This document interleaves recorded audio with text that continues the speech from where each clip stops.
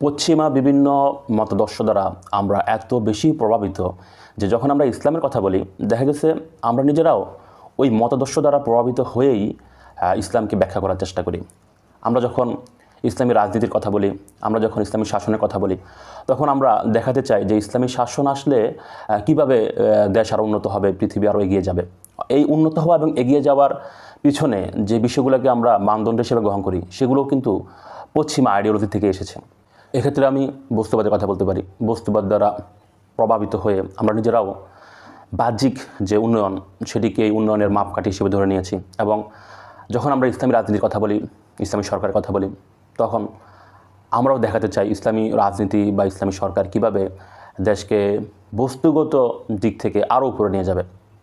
অথচ বস্তুগত দিক থেকে উন্নত হওয়াটা ইসলামী দৃষ্টিতে প্রকৃত উন্নয়ন নয়, বস্তুগত দিক থেকে সুখী হওয়াটা প্রকৃত সুখ নয়।